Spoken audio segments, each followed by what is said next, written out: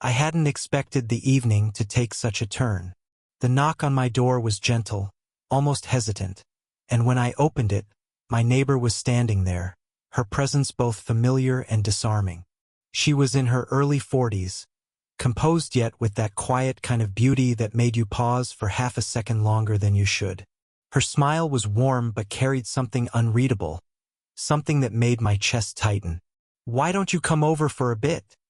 she asked, as if it were the most casual thing in the world. Before I could even process why, I found myself stepping across the short walkway between our homes, following her. The evening air was cool, but I barely noticed it. My thoughts were too busy circling around her invitation, the way her voice had dipped when she spoke. Inside, the house was lit with a golden glow. The living room lamp cast a soft light that made the walls seem closer, warmer. The air carried the faint trace of perfume. Not just hers, I realized, but layered, as if other women had been there a while already. And I was right. Her niece sat on the couch, a woman younger than her but still older than me, maybe in her mid-20s.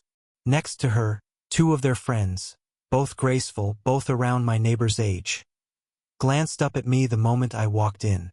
The niece grinned mischievously, and one of the friends leaned back, eyes gleaming in playful amusement. I froze for a beat, standing in the doorway like I had stumbled into a scene I wasn't supposed to see. But my neighbor only smiled at me, that same unreadable smile, and stepped past me to close the door. It clicked softly behind us, and in that quiet sound, everything shifted. The four of them laughed lightly, as though sharing a secret I wasn't yet part of.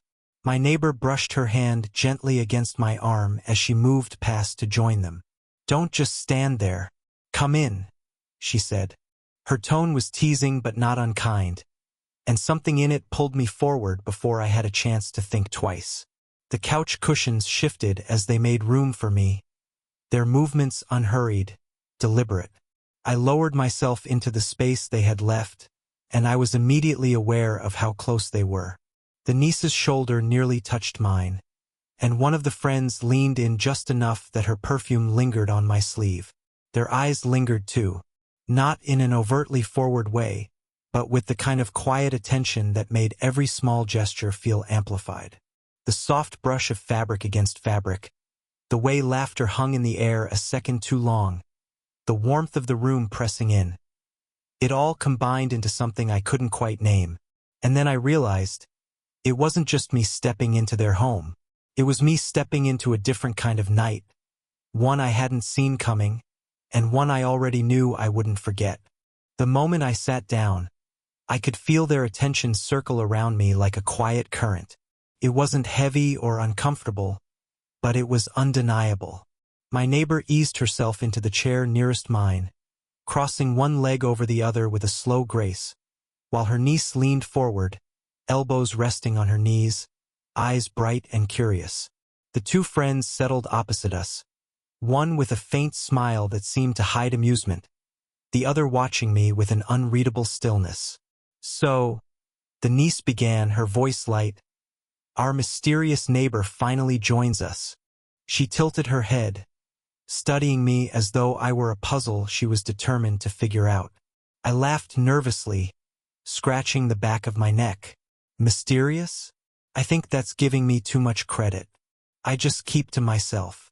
Her aunt, my neighbor, reached out then, resting her hand briefly on my arm. The touch was casual on the surface, but my skin felt alive beneath it.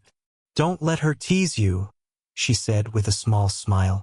"We've just been wondering when you'd stop being so polite and actually sit with us." The friend on the far side leaned forward to pour me a drink, her sleeve brushing lightly against mine as she passed the glass. She didn't move away immediately. Instead, her fingers lingered just long enough to blur the line between accident and intention. My pulse quickened, though I kept my expression steady. They began asking me questions, simple ones at first. Where did I work? Did I like living in the neighborhood? What did I usually do with my evenings? But there was something about the way they asked. Voices soft, eyes steady, laughter slipping into the pauses. that made each answer feel like more than it was. Every time I spoke, they leaned in just slightly, as though my words carried more weight than I intended. The niece laughed easily, her eyes catching mine and holding them just long enough for my breath to stall. The friend beside her smiled knowingly, as if she understood something about me I hadn't said aloud. And then there was my neighbor.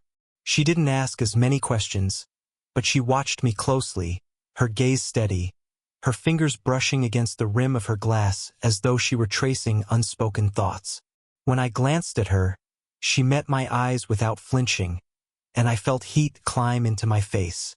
At one point, the niece leaned in so close I could feel the warmth of her shoulder against mine. "You're more interesting than you let on," she said softly, almost conspiratorially.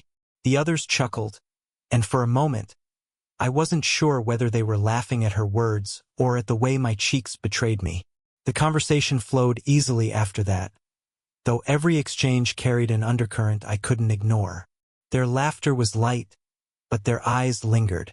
Their words were casual, but their touches, their nearness, told another story. And though I tried to convince myself I was imagining it, a quiet truth pressed in on me with every shared glance. This night was no ordinary gathering. As the evening stretched on, the questions grew softer, the laughter less frequent. What had begun as light-hearted chatter slowly shifted into something else. Something quieter, heavier, yet strangely magnetic. One of the friends leaned back against the couch, cradling her glass, her eyes glinting in the lamplight. "Funny, isn't it?" she murmured. "How people can live so close, yet know so little about each other." Her words weren't directed at anyone in particular, but when her gaze swept over me, it lingered. My neighbor nodded in agreement, setting her glass down with care. "Sometimes," she said, her voice thoughtful, "you don't even realize how much you're missing until someone new walks in." She didn't look at me when she said it, and that made the weight of her words even stronger. The niece shifted beside me, her arm brushing mine again. This time she didn't move away. "And sometimes," she added playfully, though her tone carried a quiet edge, "you realize you like the way it feels when someone notices you." For a moment silence pressed in. Not the awkward kind, but the kind that hummed with something unspoken. I could hear the faint tick of the clock on the wall, the soft clink of ice melting in a glass across the room. And beneath it all, the steady thrum of my heartbeat in my ears. I tried to speak, to break the moment, but my words caught in my throat. Instead, I let my gaze wander. First to the niece, her eyes bright with playful daring. Then to the two friends, one watching me with curiosity, the other with something closer to understanding. And finally, to my neighbor. She was watching me, too. Not openly, not boldly, but with a subtle intensity that made my chest tighten. Her lips parted slightly, as if she were about to say something. But then she looked away, her expression unreadable. The room felt smaller all of a sudden, the air warmer. Every movement seemed amplified. The brush of fabric as someone shifted on the couch, the faint inhale of breath, the quiet rhythm of fingers tapping against a glass. And then it happened. One of the friends reached across the low table to adjust a coaster, her hand grazing mine for the briefest second. It was nothing, a simple touch almost accidental, but the softness of it lingered on my skin long after she had pulled away. The niece noticed, of course. She laughed softly, the sound playful but edged with something sharper. "Careful," she teased, her eyes flicking between us. "He might get used to all this attention." Her words earned another ripple of laughter from the others, but it didn't quite erase the tension that had settled in the room. If anything, it sharpened it, wrapping itself around every glance, every pause, every touch that lasted just a little too long. And sitting there, caught in the middle of it all, I realized something I hadn't before. Beneath the playful teasing and easy conversation, there was a gravity pulling us closer. And though no one had said it aloud, we all felt it. The tension in the room finally broke with a sudden burst of laughter from the niece. She leaned back against the couch, her head tilting slightly as she fixed me with a look that was equal parts mischievous and daring. "So," she said, her smile tugging wider, "are you going to tell us who you like best? Or are you going to keep pretending you haven't noticed?" My face grew warm, though I tried to cover it with a laugh of my own. "I don't think that's a fair question," I said lightly. "You're all impossible not to notice." The friend sitting nearest me clapped her hands together in mock victory. "Ah, so he's diplomatic." Her tone was teasing, but her eyes lingered on me with a glimmer of satisfaction, as though my answer had given her exactly what she wanted. "Diplomatic or just afraid?" the other friend countered, her voice smooth as she swirled the wine in her glass. She was smiling, but the curve of her lips hinted at a challenge. The niece laughed again, sliding a little closer so that our shoulders were touching now. No accident this time. "Afraid of us? Or afraid of what he might admit?" I opened my mouth to respond, but my neighbor cut in before I could. "Leave him alone," she said with a small shake of her head. But there was amusement in her voice, not warning. "He's our guest. You'll scare him away if you keep cornering him like this." Still, she leaned forward slightly as she spoke, her hand brushing against my knee in what could have been reassurance. Or maybe it was her own way of claiming space in the moment. My breath caught before I could help it. The others noticed, of course. Their laughter softened, but their glances sharpened. The friend across from me arched a brow, a slow smile spreading as she said, "Oh, I don't think he's scared. Not at all. Look at him." I could feel my face heating, but there was no escape. Every set of eyes was on me, each carrying its own weight. The niece's playful daring, the friend's quiet amusement, the other friend's watchful curiosity, and my neighbor's steady, unreadable gaze, so close it made the rest of the room blur. For a few moments, they turned on one another instead of me, trading quips and playful jabs as though I were the prize in a game none of them wanted to lose. It wasn't cruel, not sharp enough to cut, but the undertone was there, a thread of jealousy woven through their laughter. "You can't just claim him," the niece teased, nudging her aunt. "He walked in because of me." Her aunt gave her a cool glance, lips curving faintly. "He walked in because I invited him." That sent another ripple of laughter through the group, but underneath it, I could feel something more, something unspoken but undeniable. I tried to steady myself, to stay light, to keep smiling, but the truth was, I felt caught between all of them. And the strange part wasn't the pressure of their attention. It was the realization that, deep down, I didn't want to escape it. The laughter that had filled the room slowly ebbed, as though the energy had burned itself out. One by one, their voices softened, and the playful teasing that had made the air so electric gave way to something quieter, something more delicate. My neighbor was the first to break the silence. She leaned back in her chair, her glass resting loosely in her hand, and let out a soft sigh that seemed heavier than the moment called for. Her gaze wasn't on me this time, but on the faint light of the lamp beside us. "You know," she began, her voice calm but edged with thought, "there's a certain point where you start wondering if people stop seeing you." The niece glanced at her aunt, her playful expression fading. The two friends exchanged quick looks, but neither spoke. It was as if they all recognized the weight in her words, and none of them wanted to interrupt it. She set her glass down carefully, her fingers tracing the rim once before pulling back. "When you're young, it feels like the world is looking at you all the time. You're noticed, admired. But as the years pass," she shook her head lightly, a faint, almost self-deprecating smile tugging at her lips, "you begin to wonder if you've slipped into the background, if you're invisible."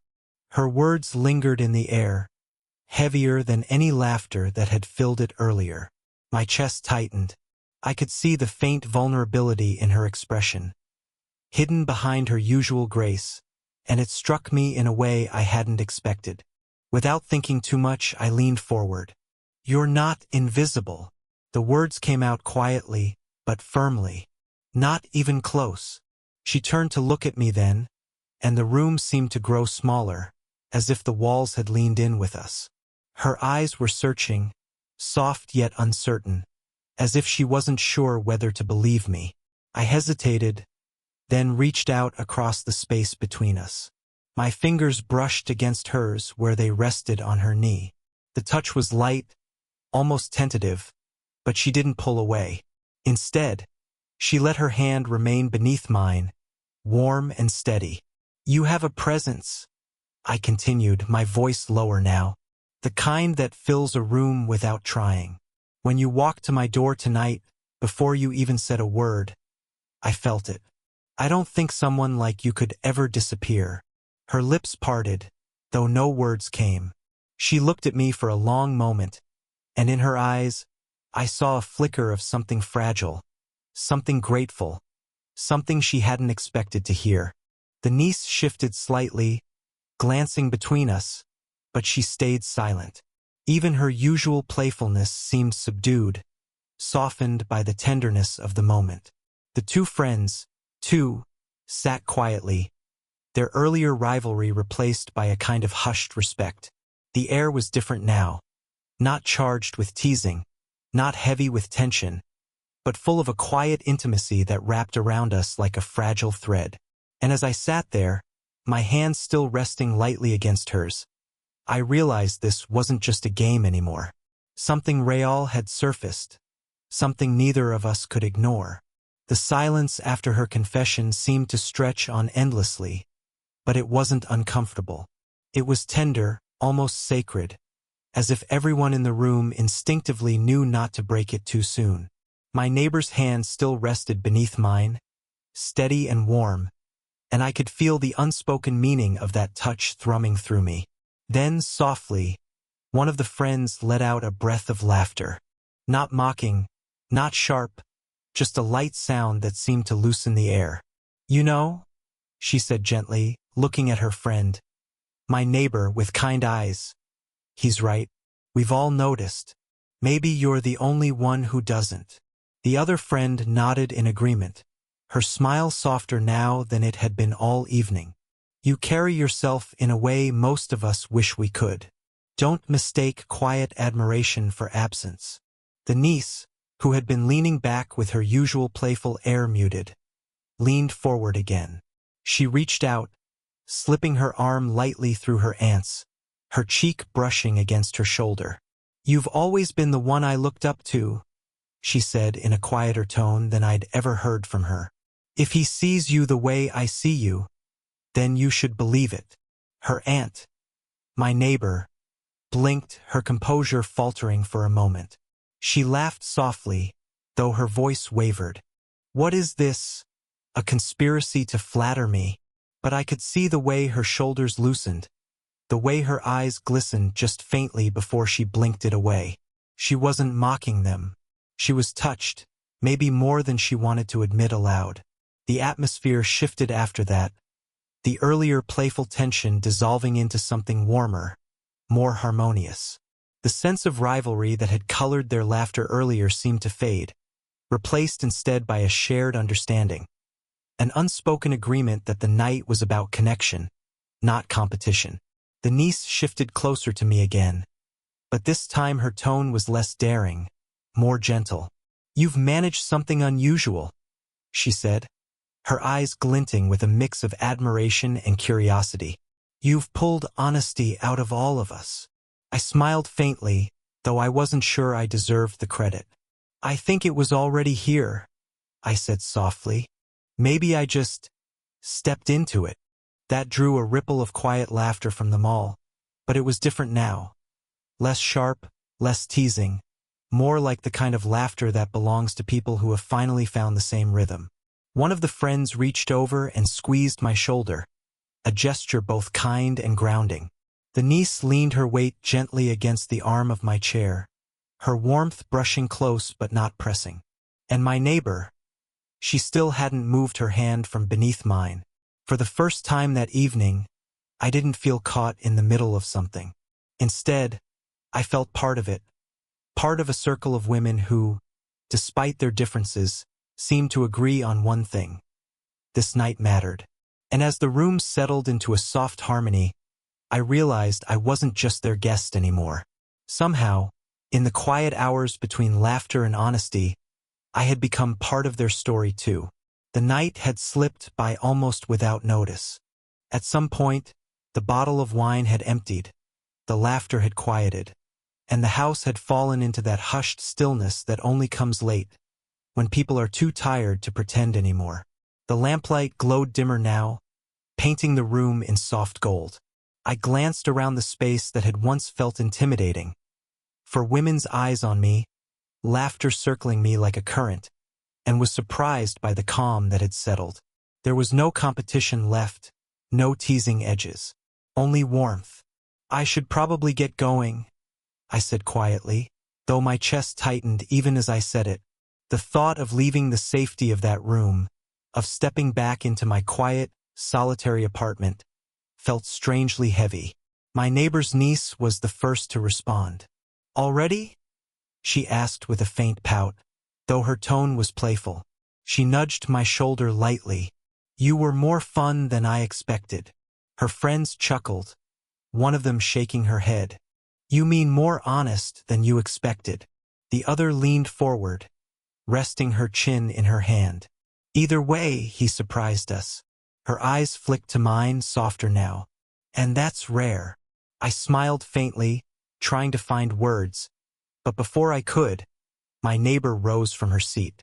She walked to the door slowly, gracefully, as if giving me time to follow. When she turned the handle and opened it, the cool night air spilled inside, brushing against my skin like a reminder of reality waiting outside. The others stood too, gathering near the doorway, but it was her, my neighbor, who drew my focus.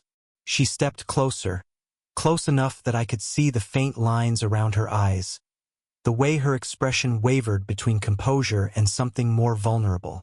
"Thank you," she said softly, her voice almost lost in the night air, "for listening, for seeing me." I swallowed, my throat suddenly dry. "It wasn't hard to see you," I answered. The words came out low, but steady. Her lips curved into the faintest smile, and then, as though she couldn't help herself, she reached for my hand. Her fingers slid into mine, warm and certain, and for a moment she simply held it there. Her thumb brushed lightly across my palm, a subtle, intimate gesture that spoke louder than words. The niece and her friends stood a step behind her, watching with quiet smiles. There was no rivalry now, no teasing, only a shared understanding that this moment belonged to us, fragile and unspoken. Finally, she let my hand go, though the warmth of her touch lingered long after. "Good night," she whispered. I stepped out into the night, the cool air filling my lungs. The door closed softly behind me, and I stood there for a moment, staring up at the stars scattered across the sky. My heart was still racing, but not from nerves anymore, from possibility, because whatever this night had been, strange, playful, tender, it had left something in its wake. Promise, a shift, and as I walked back to my apartment, I knew with certainty that I hadn't just visited my neighbor's home. I had stepped into something far more lasting, something that would stay with me no matter where the story went next.